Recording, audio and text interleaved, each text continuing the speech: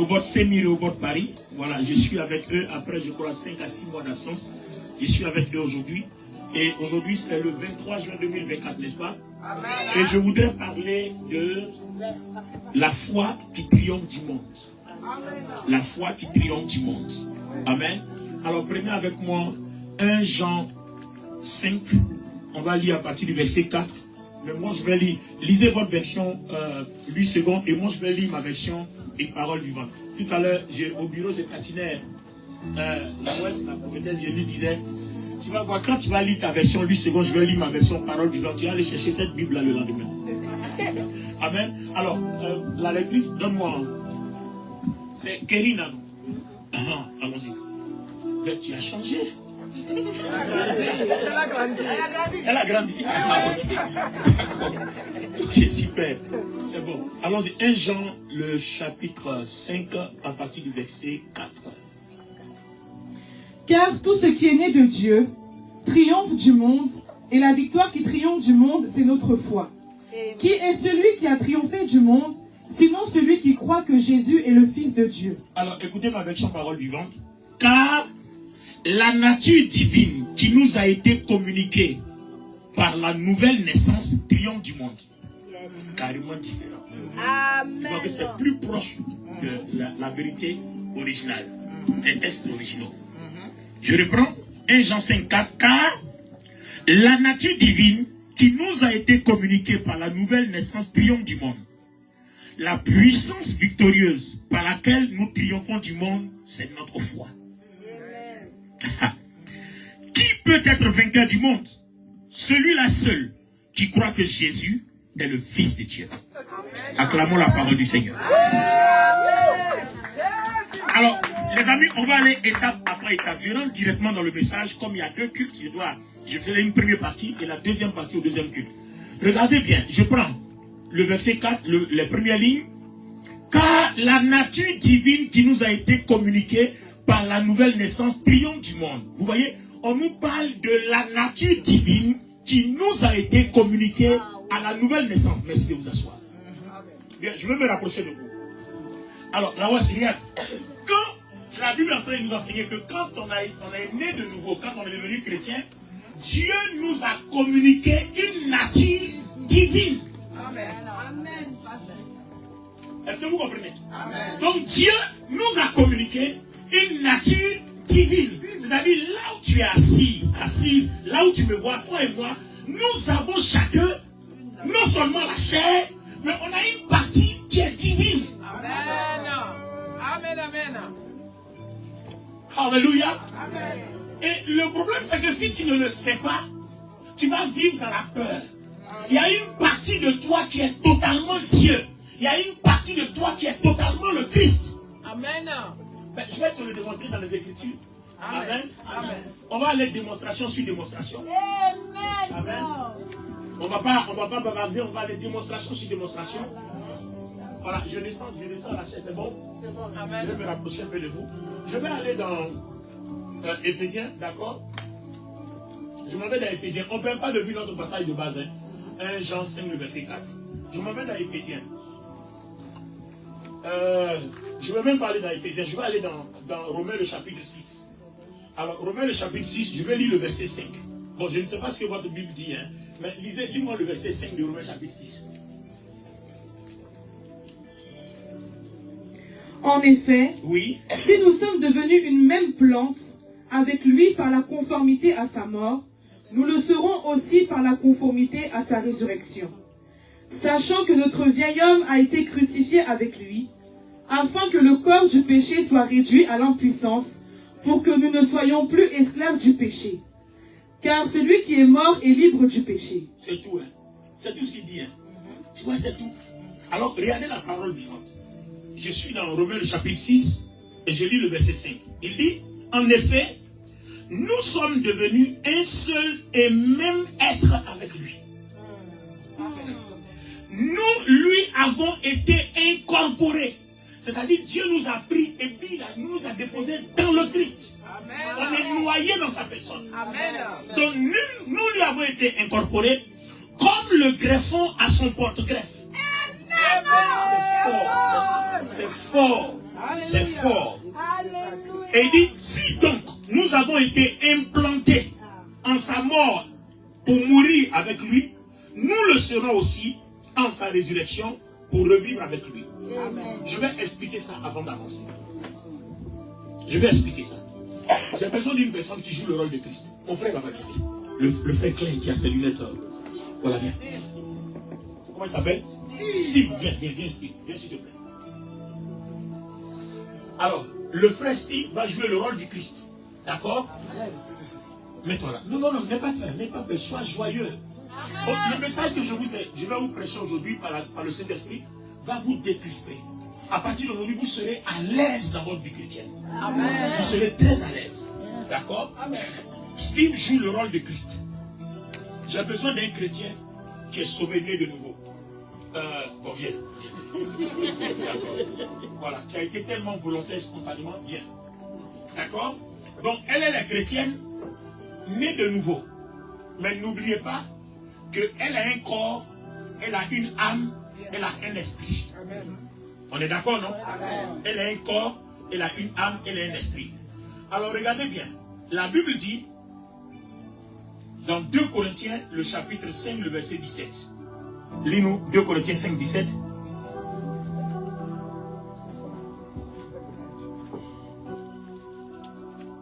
Je suis en train de vous parler de la Christologie.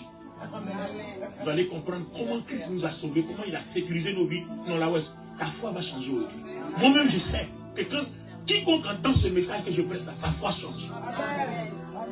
Si quelqu'un... J'ai dit, ta foi va changer aujourd'hui. Alors si quelqu'un est en Christ, il est une nouvelle création. Il est une nouvelle création. Les choses anciennes sont passées. Oui. Voici, toutes choses sont devenues nouvelles. Et tout cela vient de Dieu, qui nous a réconciliés avec lui par le Christ, et qui nous a donné le ministère de la réconciliation. Bien. Si quelqu'un est en Christ, il est une nouvelle créature, d'accord? Les choses anciennes sont passées et tout est redevenu nouveau. Maintenant, faisons une analyse biblique. Est-ce que Pasteur Gisèle, quand tu es devenu chrétien, ton visage a changé? Mais pourtant on dit qu'il y a une nouvelle créature. Pourquoi ton visage n'a pas changé?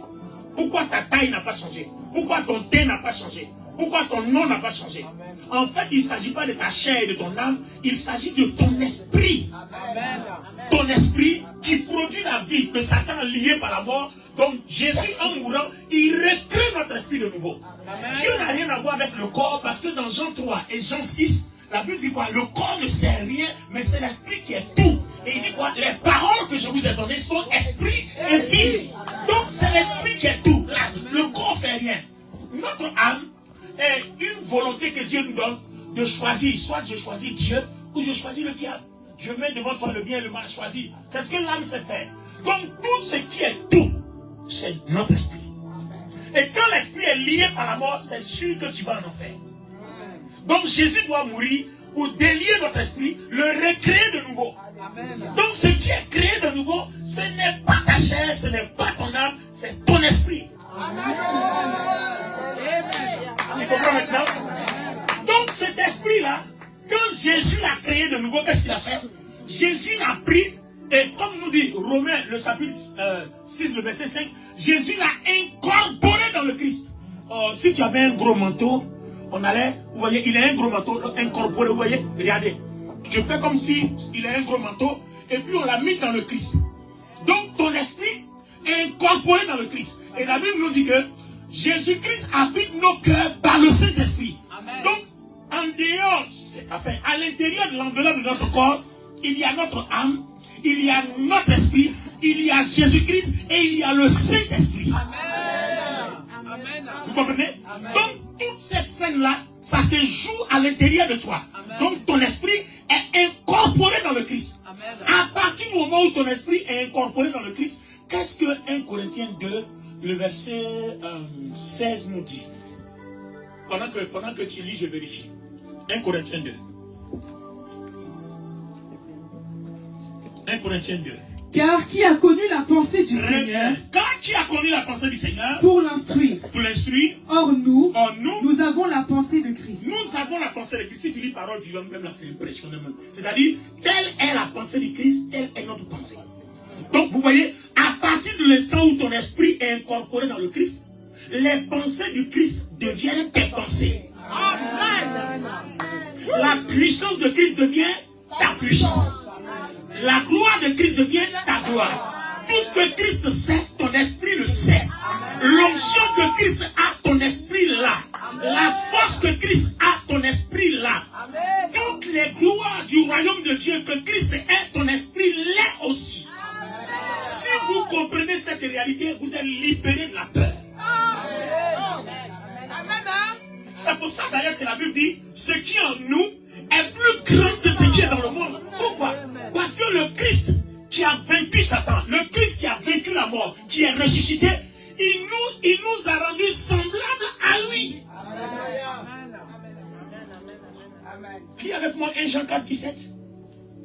Tel il est, tel nous sommes. Merci. Tel il est. 1 Jean 4, 17. Tel il est, tel nous sommes, aussi dans ce monde. C'est tout. Tel Jésus-Christ est, avec la puissance de la résurrection, avec toute sa gloire et toute son onction, tel toi et moi nous sommes. Amen. Donc en fait, tu vois, quand tu t'en vas prier, tu n'as pas besoin de dire à Dieu, donne-moi l'onction. Tu es déjà blindé d'onction. Le problème c'est qu'on ne sait pas. On s'en va prier, Seigneur donne-nous l'onction. Et le Seigneur dit, vous priez, vous ne le recevez pas parce que vous demandez mal. Ce genre de prière est incrédule. Regardez par exemple, moi à l'église, chez moi, on chante toutes les chansons. Oh Dieu, aie pitié de moi, dans ta grande bonté. Mais, attends, aie pitié de moi, pourquoi? Non, pourquoi il doit avoir pitié de moi? Il a déjà eu pitié de moi il y a 2000 ans, au point qu'il est venu habiter en moi. Amen. Donc pourquoi j'ai lui demandé d'avoir pitié de moi? Amen. Cette phase-là est déjà passée il y a longtemps. C'est une chanson et une prière incrédule. Il a déjà eu pitié de moi il y a 2000 ans. Cette phase-là est passée. Il vit en moi. Alléluia. Ce qu'il attend de moi, c'est que toute la gloire qui est dans mon cœur, je la fasse ressortir.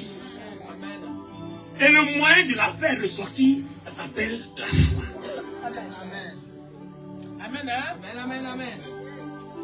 Est-ce que vous comprenez? Amen. Alors, regardez l'exemple que je vous donne. Romains 8, il nous a pris, il nous a incorporés dans le Christ.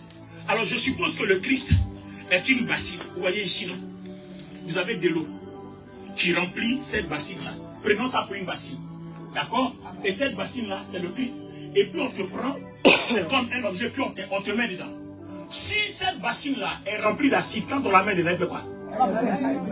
Donc, en fait, l'acide dans lequel elle plonge aura de l'impact sur tout son être, parce que son être va disparaître, va être complètement consumé. Alors, imagine maintenant, vous déposez dans le Christ. Vous devenez quoi? Si on vous dépose dans le Christ de cette façon, vous devenez quoi? Vous devenez exactement ce que Christ est. Vous êtes exactement comme lui. Le problème, c'est que tu ne sais pas qu'une partie de toi est complètement Christ. Une partie de toi, un tiers de ta vie est complètement Dieu. Amen. Alléluia. Amen. Depuis que Dieu m'a ouvert les yeux sur cette révélation, ma vie a connu la paix. Amen. Le trouble et le tumulte que j'avais, les inquiétudes ont toutes disparu. Amen. C'est ça même. Je n'avais pas, je prêchais ce message depuis 30 ans. Je n'avais pas idée que un tiers de moi était le Christ, totalement Dieu. Amen. Donc je marche comme ça. Dieu est en moi. Amen. Je dors avec lui. Amen. Je me lève avec lui. Et je fais tout avec lui. Amen. Dieu est en moi. Amen. Et le problème, c'est que celui qui ne le sait pas va trembler. Au contraire, c'est moi qui dois faire trembler les gens. Amen. Attendez, je vous donne les exemples dans l'Ancien Testament. Je n'ai pas les versets exacts, vous pouvez les chercher, mais je vous raconte l'histoire. Lors du transport de l'arche de l'Alliance, est-ce que tu te souviens? L'arche de l'Alliance était tellement puissante que je crois que le jour où ils l'ont mis sur des bœufs et que Isaac, quand l'arche s'est penché, a voulu le laisser qu'il est mort, David a eu peur, il a pris l'arche qui symbolisait la présence de Dieu, il allait déposer l'arche dans la maison d'un certain Obed-Édom. Et sa maison a commencé à prospérer. Pourquoi? À cause de la gloire de Dieu qui était dans l'arche. Est-ce que quelqu'un comprend? À cause de la gloire de Dieu qui était dans l'arche. Or, on était quoi? Sous une alliance inférieure. Et là, dans l'alliance supérieure, Dieu n'habite plus dans une caisse. Mais Dieu habite totalement en toi par le Christ. Lisez Ephésiens le chapitre 1, le premier verset, vous allez voir. Lisez même Colossiens aussi, chapitre 1. Il va dire quoi? Dieu habite pleinement en nous par le Christ. Alors imagine-toi, si toi tu rentres dans un endroit, la maison doit prospérer. Mais pourquoi depuis nos maisons ne prospèrent pas? À plus forte raison, la maison de quelqu'un où on va entrer. C'est parce qu'on n'a pas conscience que nous transportons quelque chose. Donc notre foi ne dégage pas la puissance de ce que nous sommes.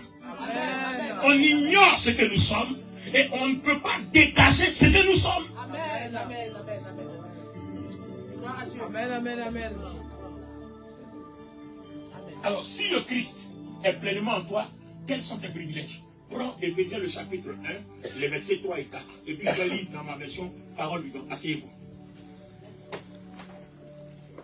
Je vais lire dans ma version parole vivante. Éphésiens 1, 3, 4.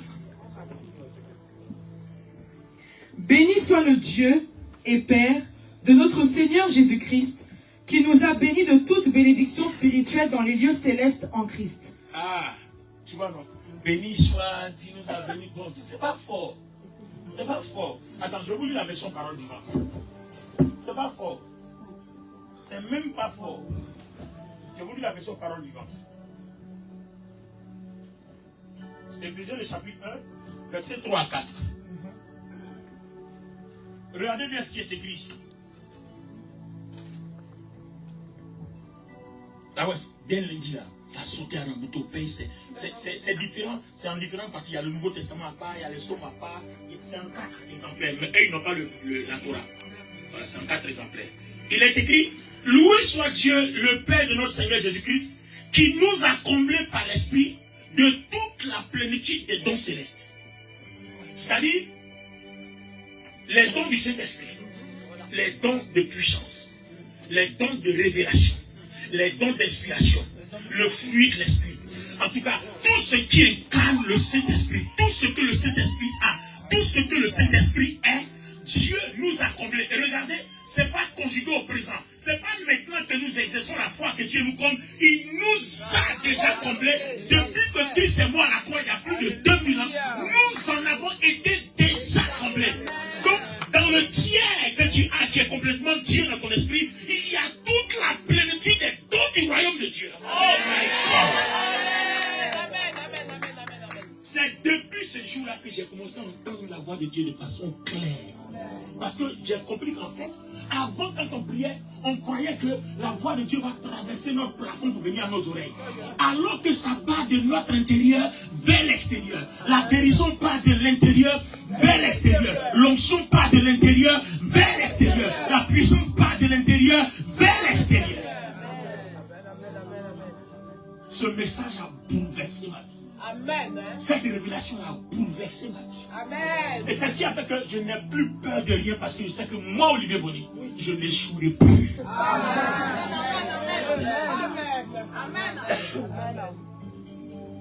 Et puis en effet, depuis lors, je n'ai plus d'échec. Je ne dis pas ça pour me vanter, mais ce message a transformé ma vie.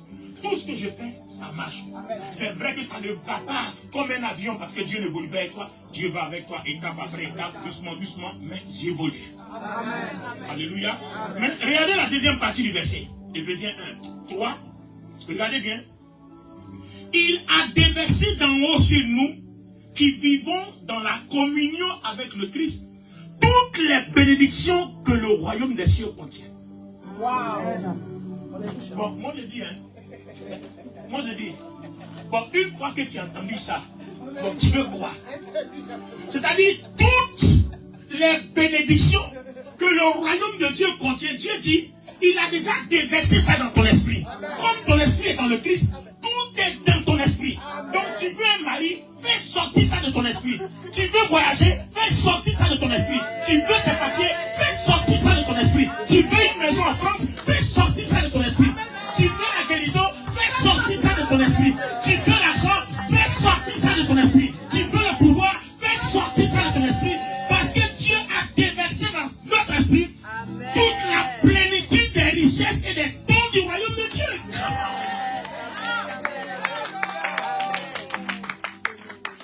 Et le verbe n'est pas conjugué au présent, c'est au passé, c'est déjà fait. Amen. Amen. Alors, si c'est déjà fait, on va confronter la définition de parole vivante sur la foi à la définition de parole vivante dans l'Écriture. Lis-moi Hébreux chapitre 11. Parce que la foi vient de ce qu'on entend, et ce qu'on entend vient de la parole. Ça, on est dans Romains, n'est-ce pas? Mais la parole dit qu'on a déjà tout donné. Donc, qu'est-ce que tu fais? Tu dois avoir une confiance ferme dans ce qui est dit. Quand tu veux réaliser ton projet, tu dois avoir une confiance ferme. Ça, c'est une première étape. Mais allons dans la définition, on va voir. Je dis, ta vie, ce message va changer ta vie aujourd'hui. Moi qui te presse à ce message qui a bouleversé ma vie. Je croyais que j'étais fort avant, alors que j'étais un géant au pied d'argile. Là où certains de mes enfants spirituels ont fait les bons, comme HKN font mes éloges, j'étais un géant au pied d'argile. C'est maintenant que je suis un vrai géant. Je suis vraiment né dans le ministère depuis janvier 2024. Parce que c'est en 2023 que j'ai reçu la révélation de prêcher sur la grâce. Et c'est là que les choses sérieuses ont commencé. Alléluia. Alléluia. Donc c'est comme si je sers Dieu réellement il y a 6 mois. Amen. De janvier 2024 à juin 2024, ça fait 6 mois que je sers Dieu réellement. Et je le dis sans honte, en toute humilité, parce que c'est ce qui est la vérité. Amen.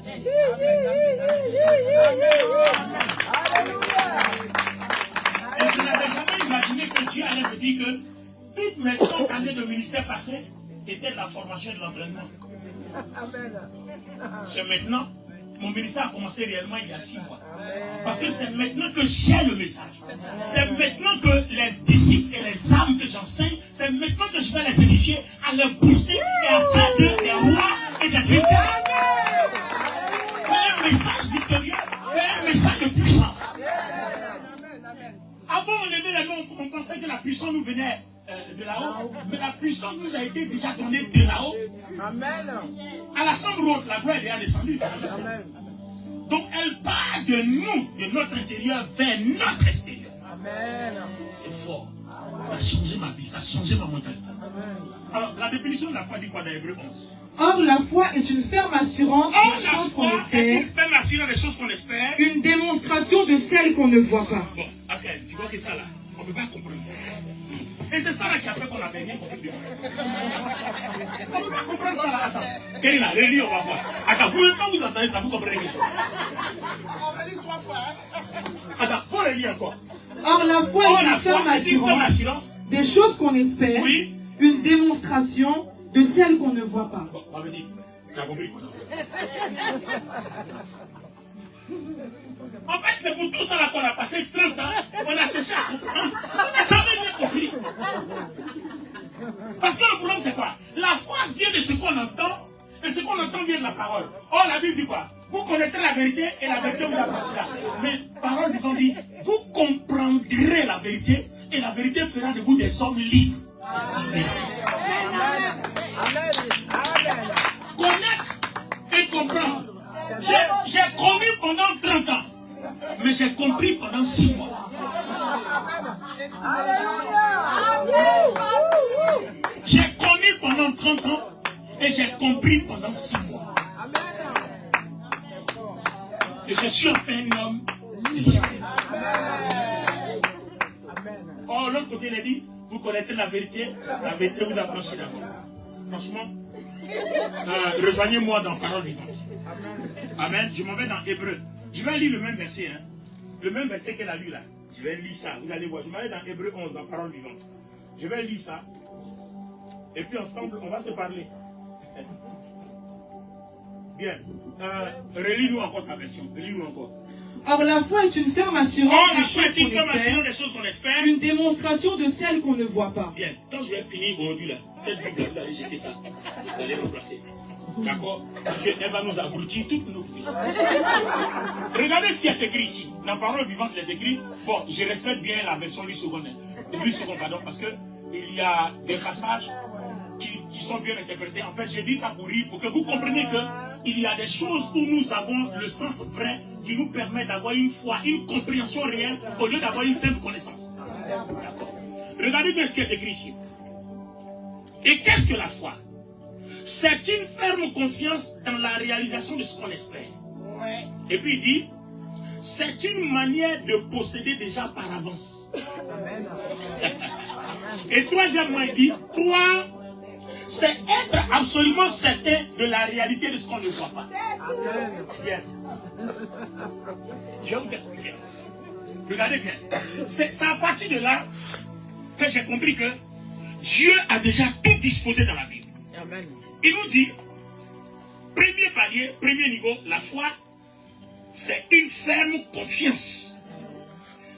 Des choses, non, une ferme confiance dans la réalisation de ce qu'on espère. Ça veut dire quoi?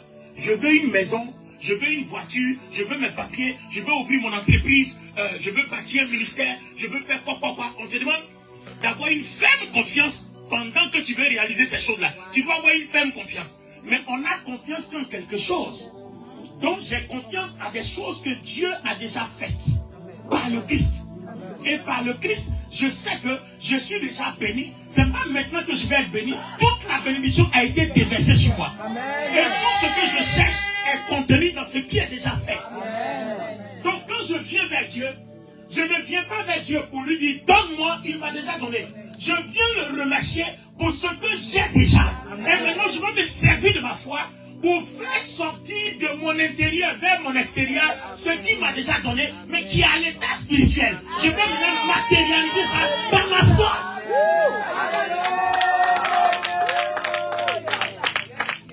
Vous voyez que depuis là, ma prière a changé parce que le Seigneur dit, vous priez mal, vous ne recevez pas. Parce que vous demandez mal. Parce que quand je viens dire à Dieu, Seigneur, j'ai besoin d'une maison. Seigneur, donne-moi une maison. Seigneur, donne-moi une maison. Mais si je pouvais entendre la voix de Dieu, il me dira, je t'ai déjà donné la maison. Je t'ai déjà donné la voiture. Alléluia. Donc le premier niveau dit, la foi est une ferme confiance. D'accord? Dans la réalisation de ce qu'on espère. Par exemple, quand je suis arrivé au début en France, je conduisais une des voitures empruntées à une de mes filles, la voiture que je conduis quand je suis en séjour ici. Et puis, le carburant avait signalé, j'ai oublié. Et j'ai fait mes courses. Je ne savais pas que j'étais dans la réserve. J'ai oublié en fait. Et je tombe sur l'autoroute, dans l'embouteillage, et je dois parcourir encore 30 km ou plus pour trouver la prochaine station, en pleine autoroute. Je fais comment? Je me suis souvenu que la foi est une ferme confiance dans la réalisation des choses qu'on espère. Et déjà avec ce que je sais de la parole de Dieu, j'ai confiance en elle. Je sais que Dieu peut transformer l'air en carburant dans le réservoir de la voiture. Amen. Amen, amen. Aïe, Dieu n'avait pas fabriqué le sable et puis il a soufflé le sable est devenu l'homme. Alors donc dans la carrosserie là, n'importe quoi peut devenir carburant. Ça c'est ma foi parce que je crois que Dieu peut le faire. J'ai regardé la jauge allumée, puis j'ai parlé, je lui ai dit, tu ne t'éteindras pas. Tu seras suffisant jusqu'à ce que j'arrive à la prochaine station. Peu importe le nombre de kilomètres à parcourir. Amen. J'ai fini et je me suis arrêté. Je roule. Après la voiture fait façon. Et puis je lui ai dit, Satan, tu penses que quand tu vas faire ça, et puis je vais revenir pour dire non, Seigneur, je t'en supplie. Non. J'ai dit à la chose, je t'ai prévenu tout à l'heure, il n'y a pas encore longtemps, que tu dois me conduire jusqu'à la prochaine station d'essence. Donc tu ne t'éteindras pas jusqu'à ce que j'arrive. Peu importe le kilométrage qui reste, le nombre de kilomètres qui reste, tu vas aller jusqu'à la prochaine station. Les amis, je vous dis la vérité, le Saint-Esprit est mon témoin. Quand j'ai dit ça, vous savez, l'homme, si je commence à regarder la jauge qui est allumée là, je risque de perdre ma foi. Donc j'ai levé mes yeux là-bas. Je regarde ailleurs et j'ai mis un message audio, une prédication que j'ai commencé à écouter. Quelques secondes après, je suis interpellé. Regarde un peu. Les amis, je regarde et puis je me rends compte que le voyant jaune est éteint. la jauge est descendue à la limite de là où on arrive et puis on rentre dans la réserve. Donc j'ai regardé, j'ai dit waouh, ça marche. Quand j'ai dit waouh, ça marche, ça s'est rallumé. Donc au départ, j'ai pensé que c'était à cause de mon incrédulité. Donc quand ça s'est rallumé, et j'ai commencé à glorifier le Seigneur de ce que j'arriverai à la prochaine station. J'ai parcouru mes 30 km ou plus, je suis arrivé à la station, j'ai rempli mon réservoir. J'arrive à la maison, je demande au Seigneur, mais pourquoi le voyant qui était éteint s'est rallumé encore? Et puis j'entends la voix du Seigneur claire qui me dit, tu as demandé que la réserve te conduise à la prochaine station, non je ne pouvais pas remplir ton réservoir.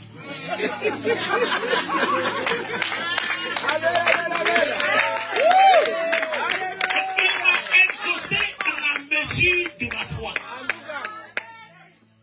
Donc vous voyez, quand vous parlez avec Dieu, soyez précis. Dieu m'a exaucé dans la mesure de ma foi. Il dit, ce n'est pas à cause de ton incrédulité, mais je t'ai exaucé dans la mesure de ta foi. Tu as dit que la réserve te conduit jusqu'à la prochaine station.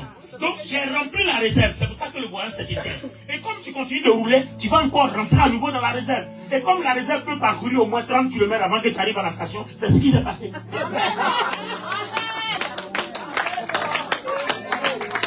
Il fallait me dire de remplir ton réservoir, je l'aurais fait. Mais honnêtement, pour que je sois honnête, ma foi n'avait pas pensé qu'il pouvait faire des choses comme ça. Je sais qu'il peut, mais déclarer que des choses comme ça se passent, en tout cas, je n'ai pas eu cette foi-là. Mais j'avais la foi que la réserve là pouvait m'envoyer n'importe où, mais je n'avais pas la foi. Vous voyez, en fait, on limite Dieu. Dis à ton voisin, ne limite plus Dieu. Dis à ton voisin, ne limite plus Dieu. Alléluia. Maintenant, regardez, le deuxième niveau dans Parole vivante dit, la foi, c'est une manière de posséder la chose à l'avance. De croire que tu possèdes la chose à l'avance. Alors, ça veut dire quoi? Tout à l'heure, on n'a pas lu que tout ce que nous demandons à Dieu a déjà placé dans notre esprit. Amen. Donc, à toi d'être conscient que tu possèdes tout à l'avance. Aussi simplement. Tout ce que nous avons besoin, tout ce dont nous avons besoin, nous les possédons à l'avance. Maintenant, troisième niveau, il dit croire, c'est être absolument certain de la réalité de ce qu'on ne voit pas. Est-ce que ce qu'on ne voit pas qui est à l'état spirituel, est-ce que tu es certain que c'est réel dans ton esprit, comme ton esprit est composé dans le Christ? Si, alors si c'est réel dans ton esprit, il reste quoi? Il reste Romains 19. Et Romains 19 dit quoi? Parce que n'oubliez pas que Jacques dit, si notre langue il y a le pouvoir, la vie et la mort. Si nous prononçons la mort, ça arrive. Si nous prononçons la vie, ça arrive. Alors Jacques dit quoi? Jacques 10, le verset 9. Romains 19. Si tu confesses de ta bouche, le Seigneur Jésus, et si tu crois dans ton cœur, que Dieu l'a ressuscité des morts, alors tu seras sauvé.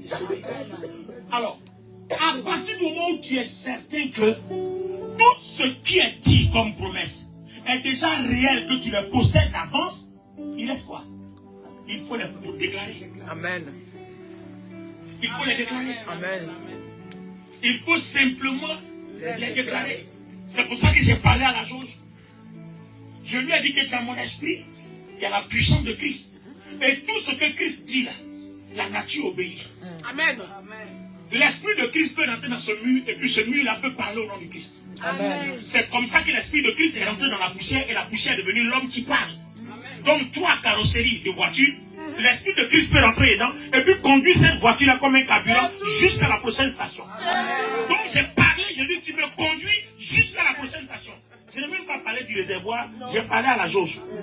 J'ai dit, réserve, tu me conduis jusqu'à la prochaine station. Le Seigneur m'a dit, il fallait me dire tout le réservoir. Mais tu m'as limité à ta réserve. Donc c'est ce que j'ai fait. Alléluia. Alléluia. Donc à partir du moment où nous sommes certains que ce qui en nous est réel, je commence à parler. Regardez par exemple, une femme a rendu un témoignage. Son mari était multimilliardaire. Et puis un jour, elle a commencé à avoir des douleurs dans le corps. Et vous savez ce qui se passe? Les douleurs dans le corps, là, ça s'est généralisé. Elle se retrouve dans un fauteuil roulant. Elle et son mari ont dépensé 300 000 $. Les pasteurs ont imposé les mains. Les pasteurs ont tout fait, ça n'a pas marché. Et puis un jour, elle a entendu ce message, la tête que je le prêche de la part des pasteurs. Et puis elle a dit, mais je ne savais pas que une partie de moi, dans mon cœur, à quelques millimètres de ma chair, se trouve l'incarnation de Jésus-Christ. Le Saint-Esprit a scellé mon esprit en lui. C'est-à-dire, à quelques millimètres de ton corps, il y a toute la gloire de Dieu. Amen. Donc, qu'est-ce qu'elle a fait? Elle a commencé à parler à chaque membre de son corps. Elle a commencé par son cerveau. Elle a dit à son cerveau, je te parle au nom du Christ. En moi, le Christ habite. En moi, il y a la puissance de Dieu.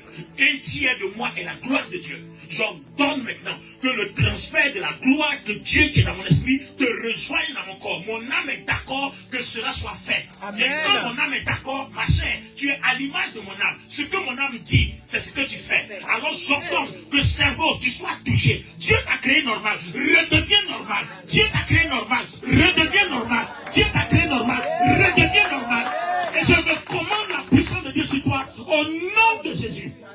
Elle a commencé à parler à chaque partie de son corps. Au bout de 2 semaines, elle a été miraculeusement guérie. Elle est sortie de son fauteuil. Pourtant, les pasteurs lui ont posé les mains, ça n'a pas marché. Pourquoi? Parce que c'était des prières incrédules. Amen. Nous ne voulons pas parler. Il faut parler. Amen. Il faut parler. Alléluia. Amen. Alors, vous devez comprendre une chose qui est une réalité, et c'est là que je vais m'arrêter. On va prier un peu pour ce premier culte. Vous devez comprendre quelque chose. N'oubliez pas, viens ma soeur, viens ma fille. Ton nom c'est Marlène. Marlène. Pasteur Marlène, non? Ok. Alors, regardez Pasteur Marlène. Vous voyez? Regardez quand je fais le bilan de la première partie. Pasteur Marlène est composé d'un corps, d'une âme et d'un esprit. Quelqu'un me donne son amen? Amen. Mais l'esprit de Marlène a été créé complètement renouvelé. Amen. Et quand l'esprit de Marlène a été complètement renouvelé, qu'est-ce que Hébreu, le chapitre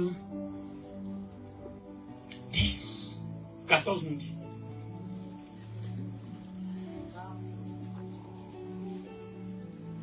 Hébreu 10, 14 nous dit quelque chose de formidable. C'est fort. C'est fort. Car par une seule offrande, il a amené à la perfection pour toujours il a amené à la perfection pour toujours ceux qui sont sanctifiés. ceux qui sont sanctifiés. Amen. Amen. Par une seule mort à la croix, Jésus a rendu parfait notre esprit. Dans d'autres versions, ça sera plus au bon. C'est ce que je vous disais dans la fin de l'issue. Vous voyez, il a rendu parfait notre esprit. Amen. Donc ton esprit là ne peut plus pécher. Amen. Même si le péché entre dans ton corps, ça ne peut plus toucher ton esprit. Amen. Et maintenant ce que je vais dire, si tu es un enfant bâtard, tu n'as pas de père spirituel qui est dans la vérité, tu ne peux pas comprendre, tu ne peux pas supporter. C'est-à-dire même si ton corps pêche, que ton esprit reste sanctifié à cause de ta foi, le jour où tu meurs, tu ne vas pas en enfer, tu vas au paradis. Amen. Maintenant, je vais expliquer pourquoi.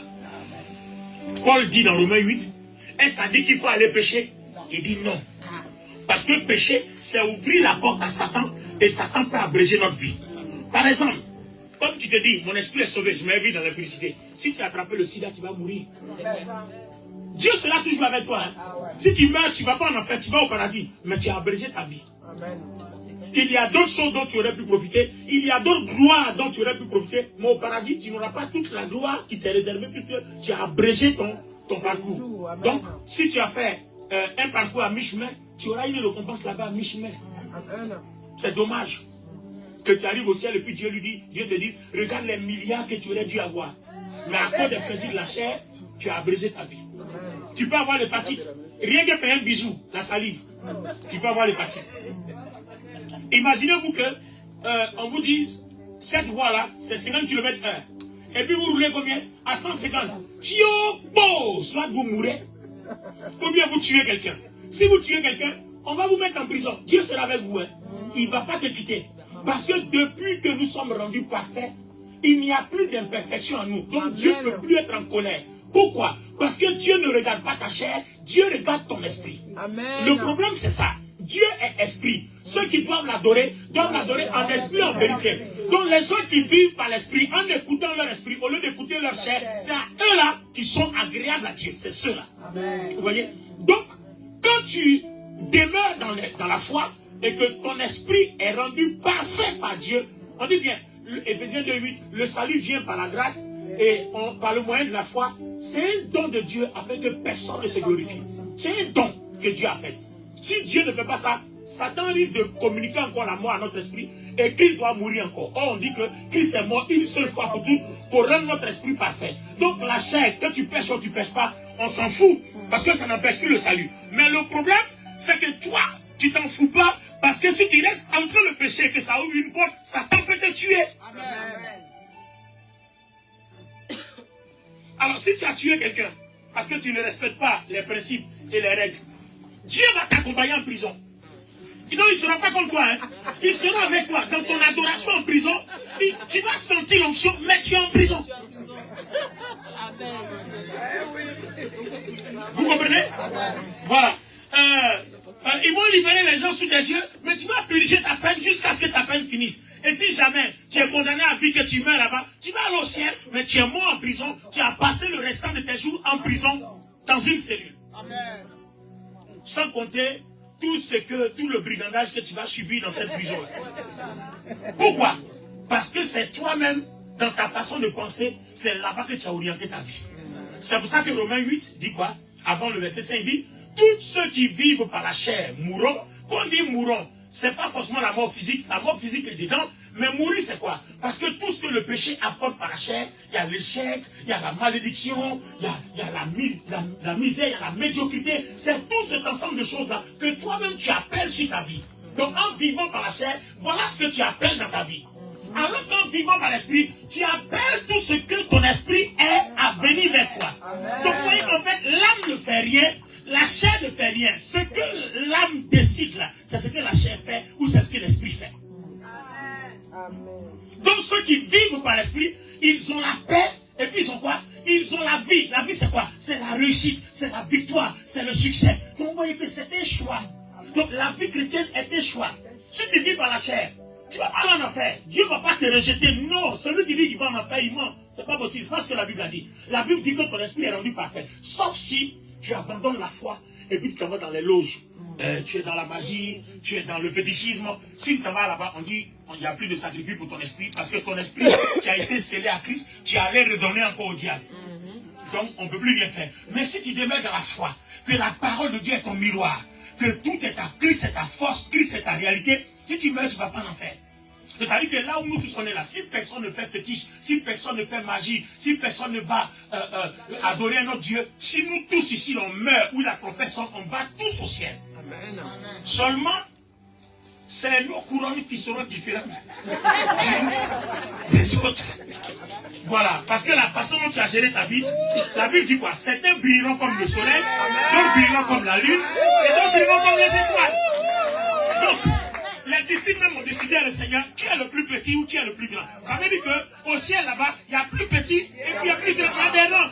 Donc si toi, après avoir souffert ici, tu peux être le plus petit, c'est ton problème. En tout cas, moi, je me bats pour être un des plus grands là-bas. Maintenant, regardez, le message que je suis en train de vous enseigner, ça peut vous aider à ne plus avoir envie de pécher. Pourquoi? Parce que certaines personnes sont nées de nouveau, mais le péché les domine. Pourquoi? Parce que ces personnes-là n'ont pas rééduqué leur âme. Et c'est pour ça que HKN, Romains chapitre 12, verset 2 dit, ne vous conformez pas à ce siècle présent, mais soyez plutôt transformés par le renouvellement de votre intelligence. En fait, intelligence, c'est de ton âme on parle. Si tu rééduques ton âme à n'écouter que ton esprit, alors la chair n'ayant pas de pouvoir va fermer la porte au diable et les tentations là, ça ne va rien te faire. Ça va exister, mais ça ne va rien te faire. Donc en fait, le pilier de la vie chrétienne, c'est l'éducation de notre âme à balancer vers l'esprit. Je vous dis, Pascal, ce message a changé ma vie. Ça fait 6 mois que j'éduque mon âme. Et pour éduquer son âme, tu es toujours plongé dans la Bible. Et tous les jours quand je prie, je dis à mon âme, tu ne seras plus jamais sensible à l'impudicité. Tu ne seras plus jamais sensible à l'adultère. Tu ne seras plus jamais sensible. Je parle à ma chair, je parle à mon âme, parce que je sais qu'un tiers de moi est totalement Dieu. Et c'est de là-bas que la puissance de Dieu vient. Et la déclaration de mon âme, comme c'est de l'esprit, alors l'âme domine la chair. Et si je fais comme ça, toujours, ça marchera. Tu n'auras même plus envie de pécher. Tu vas dominer. Ça ne veut pas dire qu'il n'y aura plus de tentation. Ça ne veut pas dire que tu ne vas jamais pécher. Mais ça ne sera pas quelque chose qui te domine. Et puis ça te suit comme ça. Et puis ça t'en fait de toi ce qu'il veut. Non, ça ne marche plus comme ça. C'est toi qui contrôles la situation. Oh, pourquoi ton amène est chaud?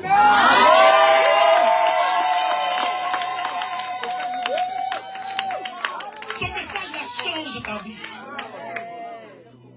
Est-ce que tu te souviens dans la Bible quand les disciples ont chassé un démon, le démon lunatique, et puis ils n'ont pas pu.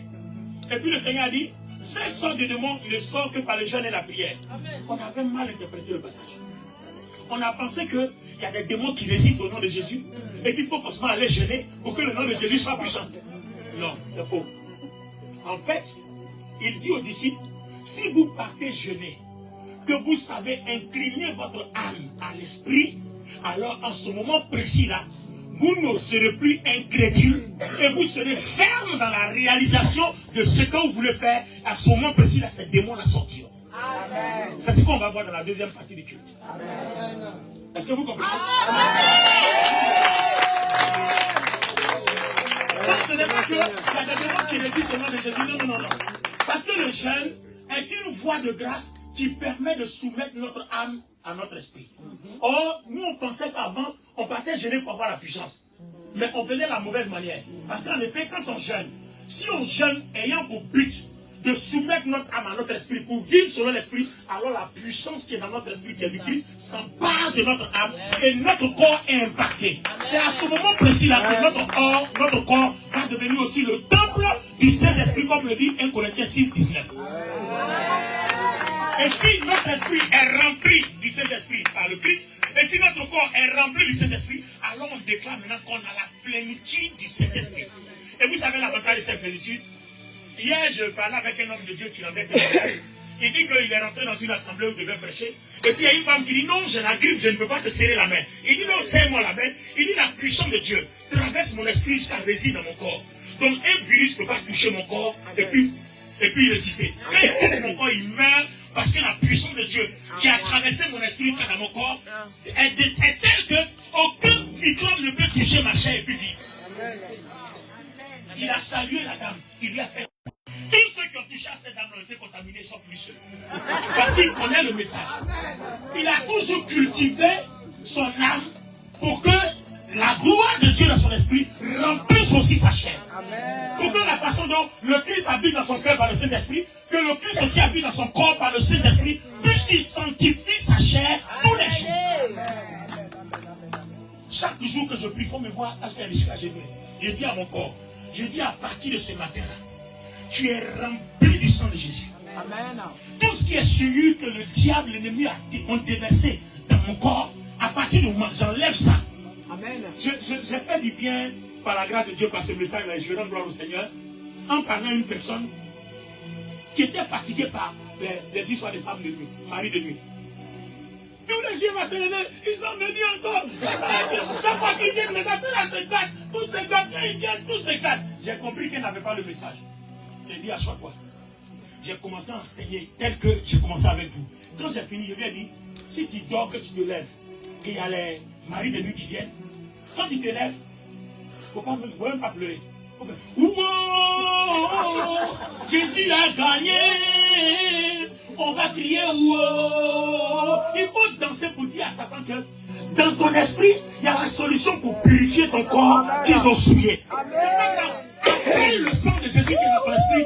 Et puis commande que là où ils sont venus déposer leur dépôt, tout soit sanctifié. Et puis Dieu le fait. Et c'est fini. Il dit ton esprit est rendu parfait. Tout ce que Christ est, ton esprit l'est. Tout ce que Christ fait, ton esprit peut le faire.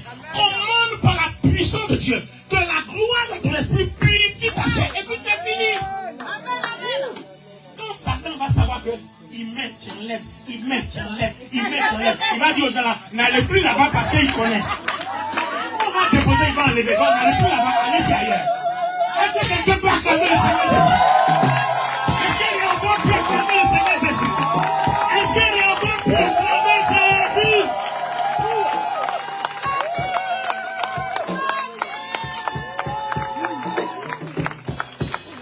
Et depuis ce jour, c'est mon slogan. Amen. Souvent, moi, avant de dormir, j'ai dit, bon, les femmes de nuit, les toutes de nuit, venez, hein, c'est votre problème, c'est vous qui voyez. Quand vous allez finir là, quand je me lève, moi aussi il est fait pour moi. Donc ça avant on pleurait, ils sont venus encore, ils sont venus encore. Quand vous finissez là, non seulement je vais purifier mon corps, et quand je finis de purifier mon corps, je vais mettre la puissance de Dieu, le feu de Dieu derrière vous. Celui qui vous a dit de venir dans un endroit sanctifié, vous allez lire l'heure. Et depuis ce jour, il n'y a pas un qui a courage, même s'ils ont vu couragine, il n'y a pas un qui a courage. Ah oui, pour venir là. Tu peux pas. Parce que si je me lève le matin, ce que je vais te faire, tu vas, Satan même va te dire, qui t'a dit d'aller là-bas? Je veux compris. Même pas debout, on va prier un peu. Merci, Pasteur Martin. On va prier un peu.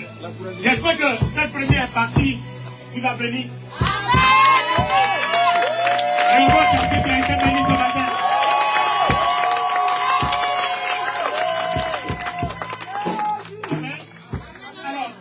Pour ceux qui me suivent en direct sur ma page Facebook Olivier Bonny, nous sommes à Rehoboth, c'est le premier culte.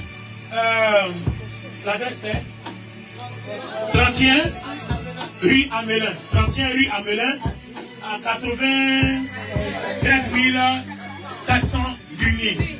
Voilà, à Dugny. Donc c'est chez le Bishop HKN à Saint-Rehoboth au Paris. Amen. Donc c'est la fin du message pour le premier culte. On reviendra encore en direct pour le deuxième culte. Restez bénis, nous on va prier un peu. Si tu as envie de prier, il faut venir tôt, ou bien viens l'après-midi. À tout à l'heure.